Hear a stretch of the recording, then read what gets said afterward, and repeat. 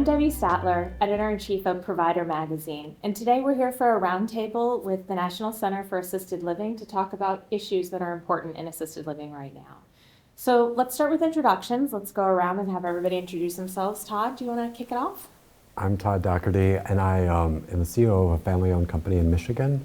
We operate 8 buildings with 400 apartments across those 8 buildings. Well, and how long have you been in the industry? 20 years this month. Awesome, congratulations. Thank you. Rod? And I'm Rod Burkett, CEO of Guardant Management Solutions. And in 1999, I co-founded our company after a 20-year history in healthcare management.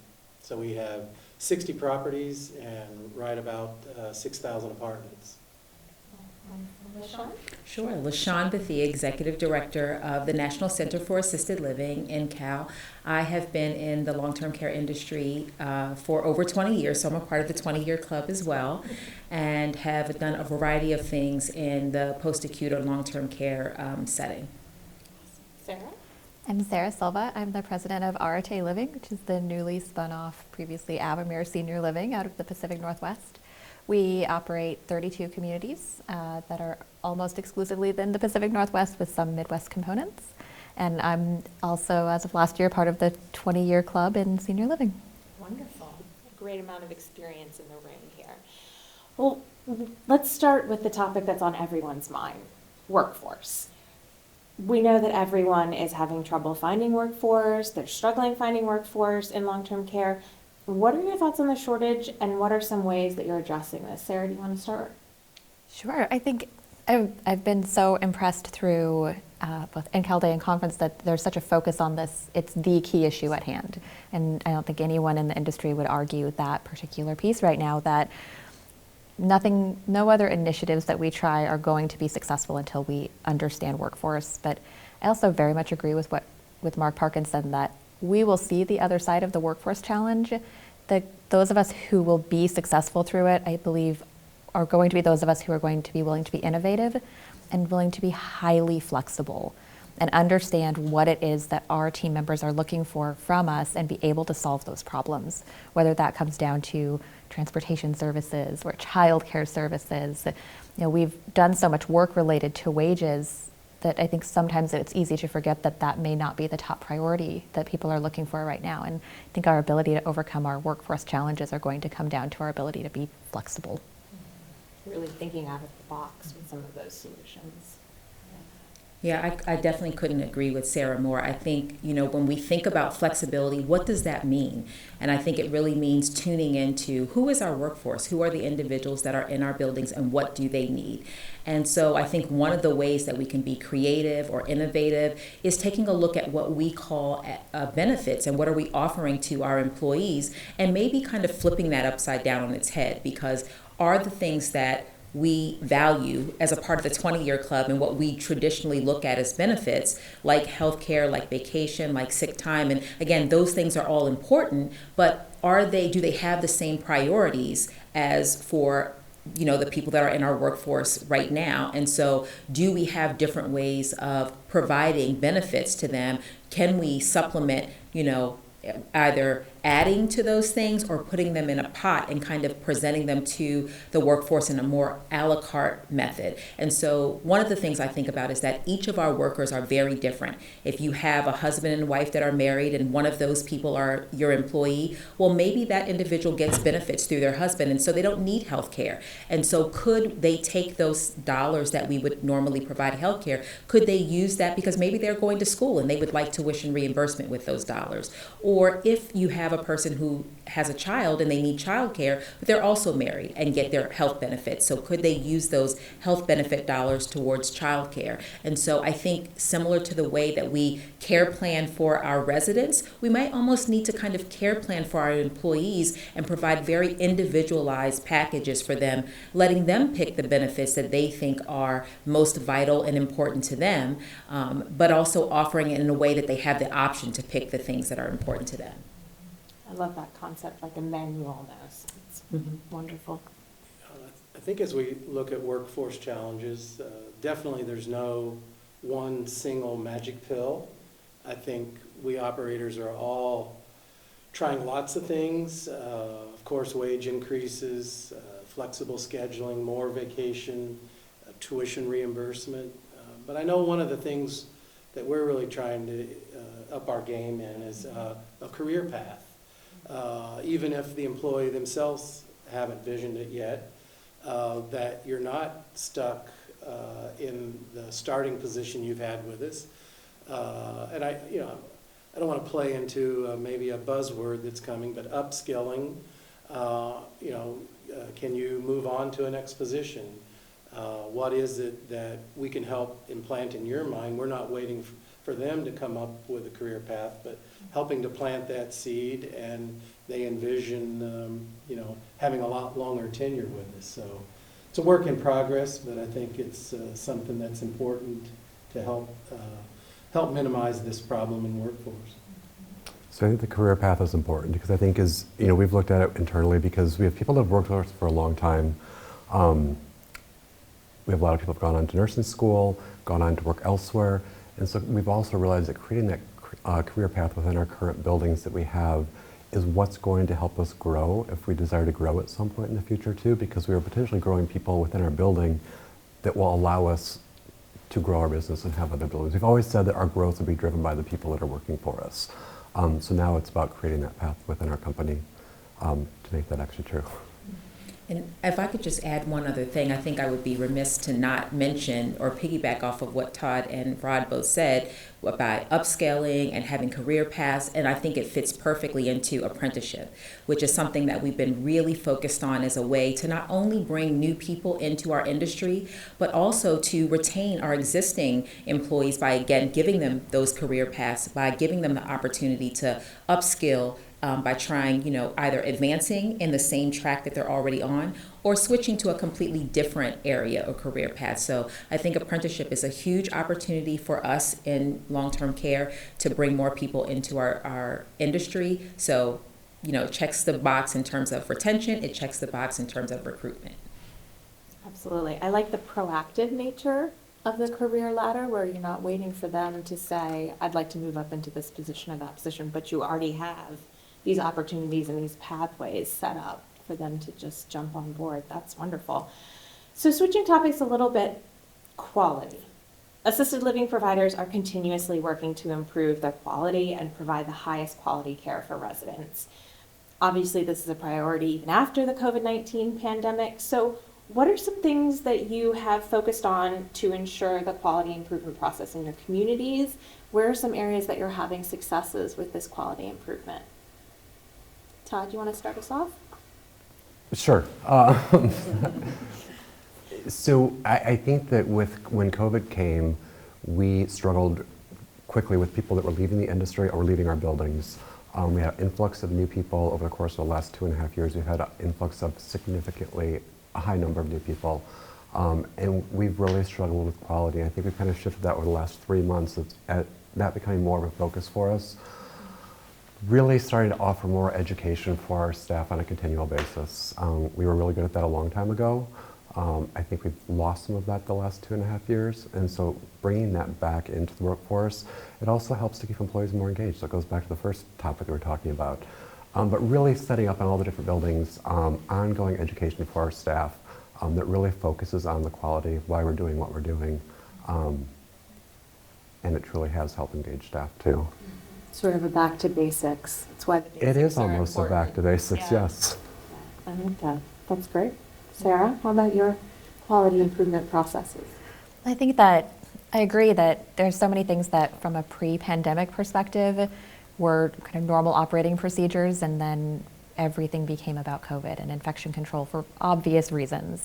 And I agree with the back to basics portion of, what were we doing that worked well, and then what lessons have we learned in the last 2.5 years to now even take that, expand upon it, and have that even higher level of quality than what we did.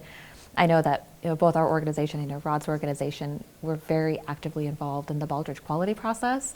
And one of the things we love about that is that you get this almost you do get a third party evaluation of your systems. So it's not just looking at it and saying, we believe we're doing a great job, that it's this beautiful path that touches every aspect of your operation, not just your clinical quality, but also your administrative and your leadership and development and all those pieces that tie into having a truly high quality organization. And it's been a challenge for the last 2.5 years to stay on that path. That I think as we reset and refocus, the ability to compare ourselves to other providers and learn from other providers and share that best practice is something that we're very invested in doing and continuing to do. Mm-hmm. There has not been a assisted living that is a gold award winner out of the state of Oregon, which is where we're based out of. That's our big, hairy, audacious goal, is there will be a gold assisted living winner out of the state of Oregon. So yes, I look forward to seeing that. Rod? Yeah, like Sarah said, we at Guardant, we really used AHCA NCAL's Baldrige Award criteria as a guide for us.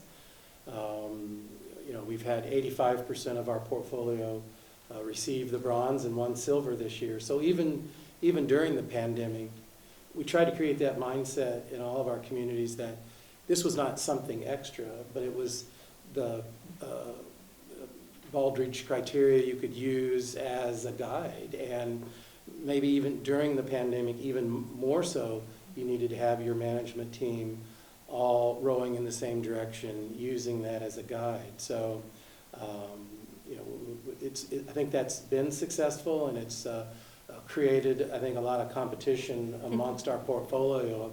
Nobody wants to be the one without, hitting that bronze status and the excitement of trying to get to silver. So we've really used that. And then also, I think from a little different parameter, we've really try to get a lot more aggressive in providing primary care and psychiatric behavioral services on site using third parties, in that, if we're not really coordinating the primary care, we're always reacting.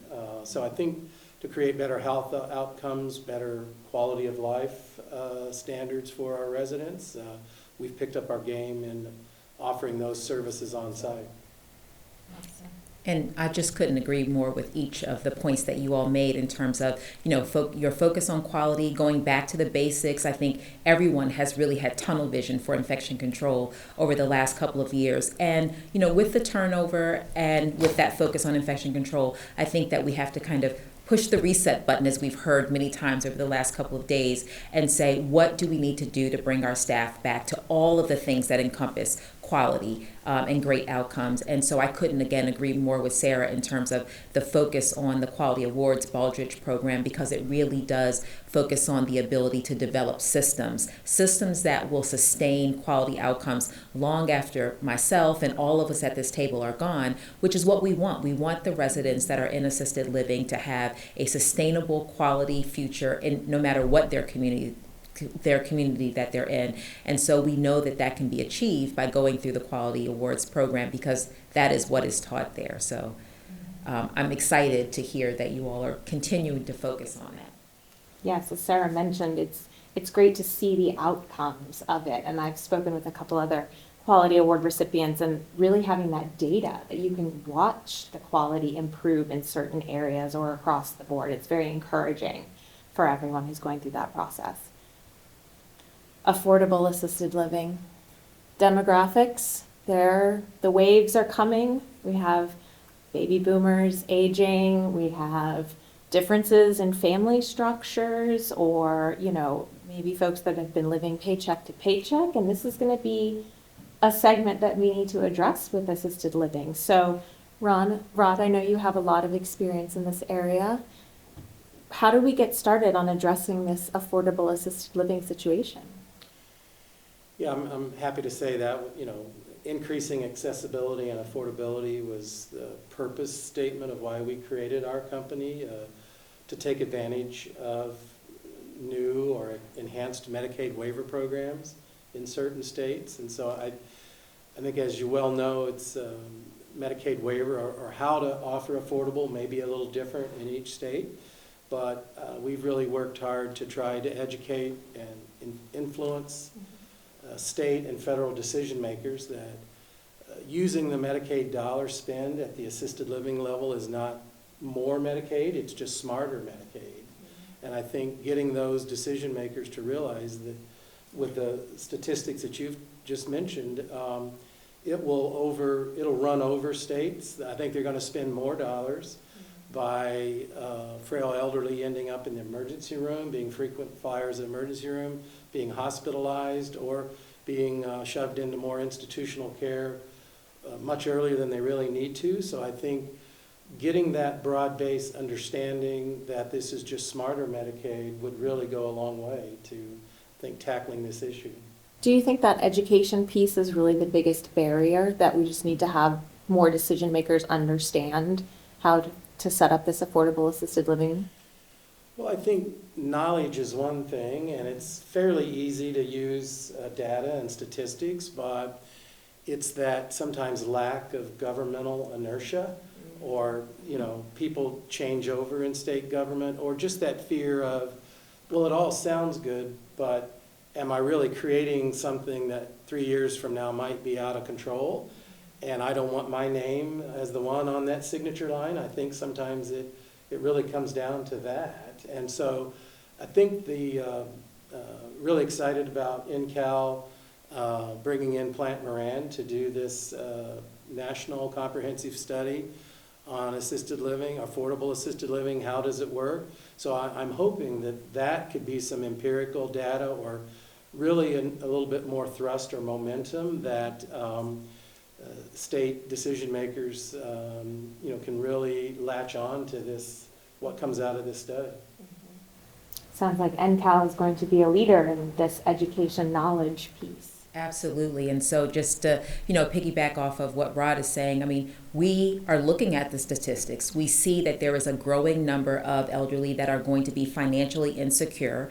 They make a little bit too much to qualify for Medicaid in the traditional format that we see it. They also aren't appropriate for the skilled nursing, setting, but they also don't make enough money to be able to afford all of the options for assisted living that are available to them. And so, what we want to do is partner with our government, both federal and state, to say, how can we solve this problem that we see is happening not only in the future, but really in some states they're seeing it right now, where there just aren't options for individuals that are in that need affordable assisted living. And so I think the data is one of those points that we can use to help states figure out, what do we do, what are our options, and how do we increase access for individuals who need some assistance. The other thing that I would add, just from looking at the data, is that we know right now that there is the highest number of unpaid caregivers living in our communities across the country.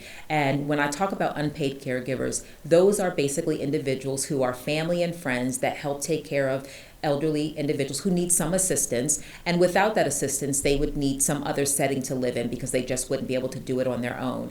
And so as we look at the growing number of elderly who are either childless or who will not have that family member or friend that can assist them at home, they will need some other type of assistance. And whether they have the financial resources to be able to go into the traditional assisted living setting, the statistics say that a growing number will not. And so the thought is that, what can we do to help solve that problem for the future? And so we see ourselves as being proactive, partnering not only with providers like Rod who have experience in this space, but also collaborating with our states and our federal government to say, what can we do to partner with you on this issue?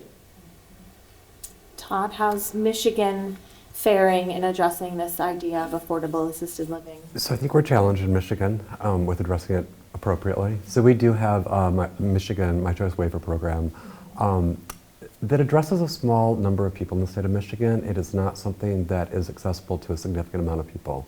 And I think when you look at the number of people that are aging into the population that we serve, when you look at the growth of our industry and how the number of units that we have, that we are going to be, there's a huge need. I look at my parents. My mom is 79 years old.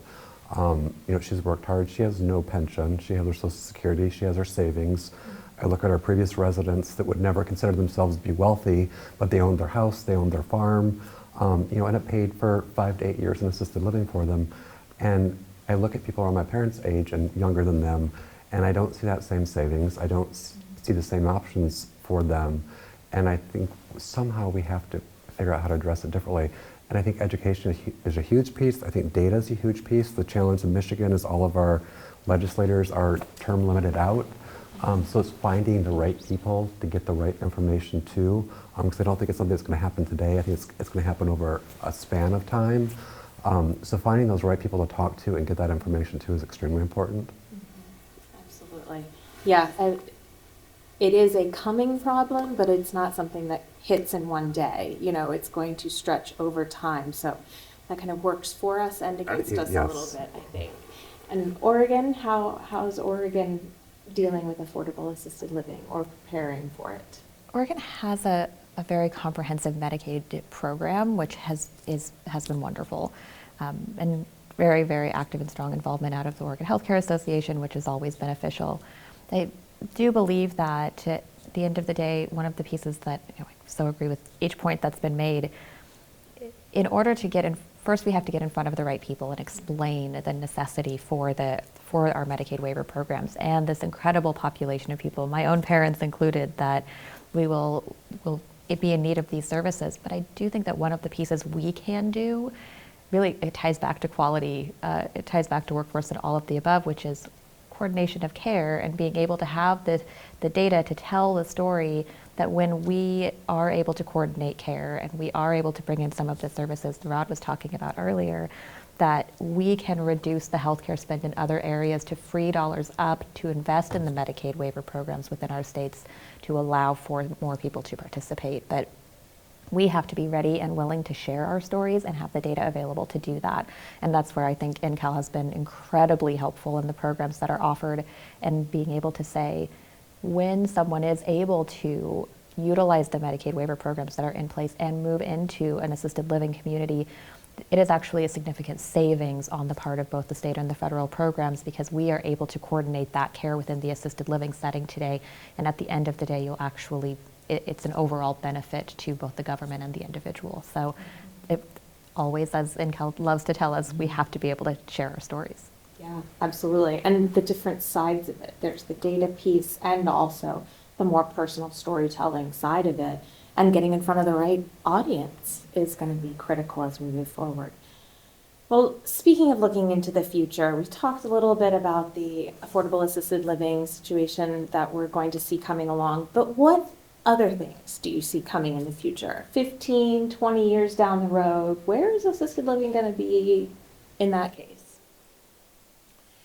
I think there's no question that as we shift in our sector from serving the silent generation, the GI generation, to the boomer generation, we are going to have a much more educated and demanding customer.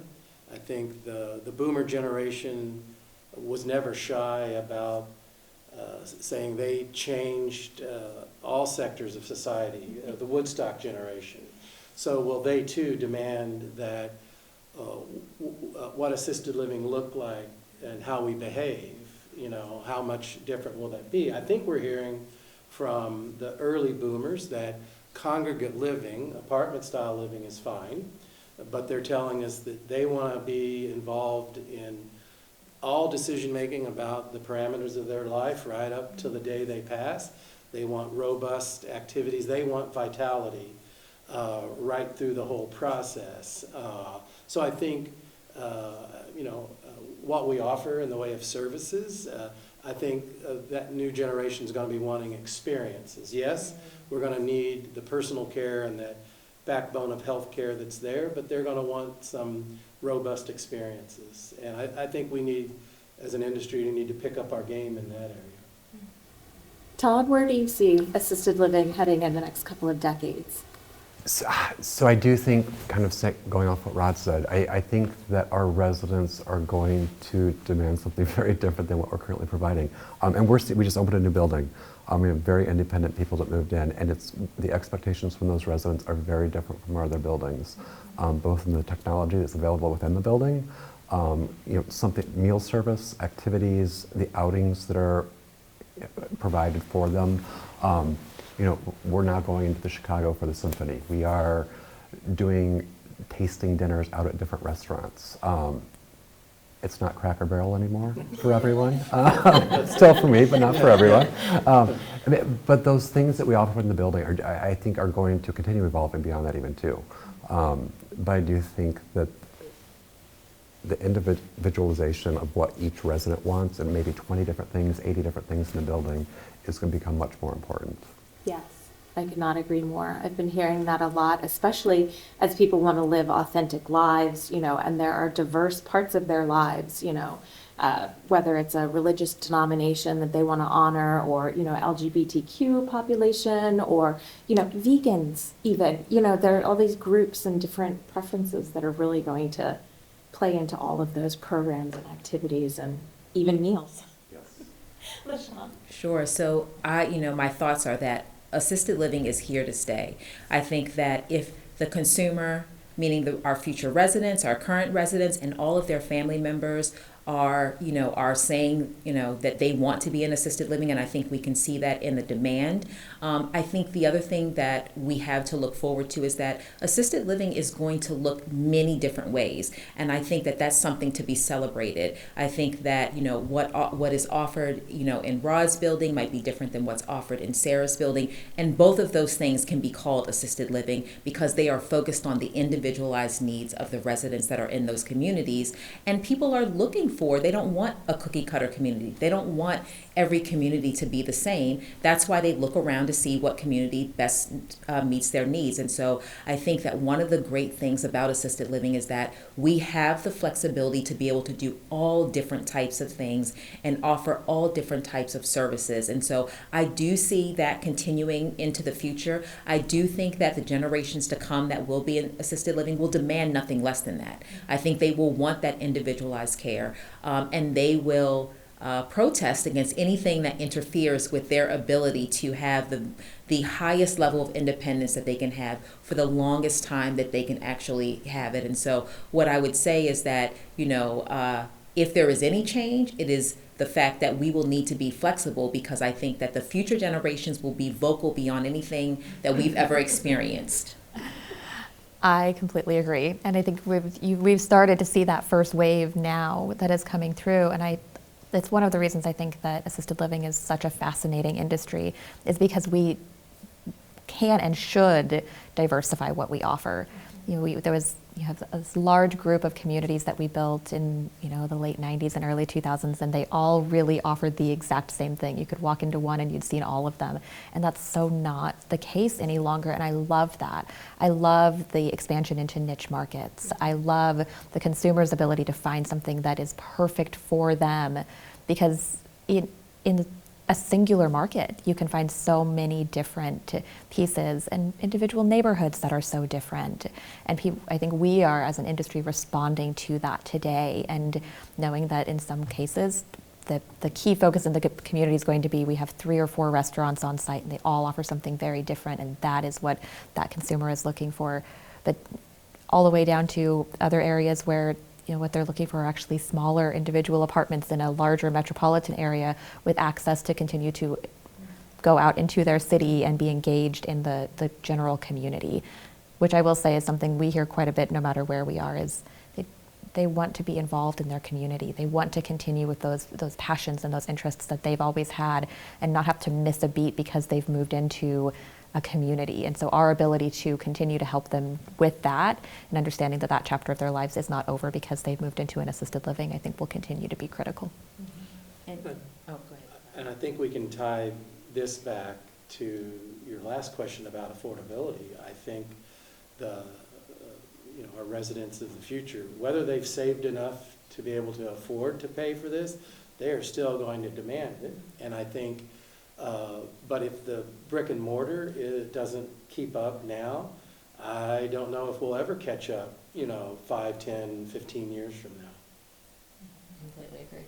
Yeah, and the one thing I would say is that because there is going to be this broad range, this level of diversity that will exist within assisted living, that also comes with some responsibility on our part to continue to educate not only the consumer, that means the resident, the family, the people that are in our buildings right now, the people that will come into our communities in the future, but also the federal and state legislators who will be saying, well, what's happening in assisted living? And so helping them understand that we're providing individualized care to meet the needs of the individuals in our community. And it looks different from state to state, but even within a state, it's going to look different from, community A to community B to community C. And so we will have to take an active role in educating the public, I will say the public at large, in an ongoing basis in terms of what is assisted living and, to some extent, what are we not? So that's a role, I think, responsibility that we will have as an industry. Well, I find it very inspirational that all these years of experience in assisted living, there's all this proactivity. Everyone's thinking about what's coming down the road, in addition to solving some of the current situations with workforce shortages and things of that. The short term and the long term being balanced and everyone being dedicated to try to meet those needs. The future is bright. Well, thank you for being with me here today. I appreciate it that we could sit and talk for assisted living topics and share our ideas. Thank you. you. Thank you.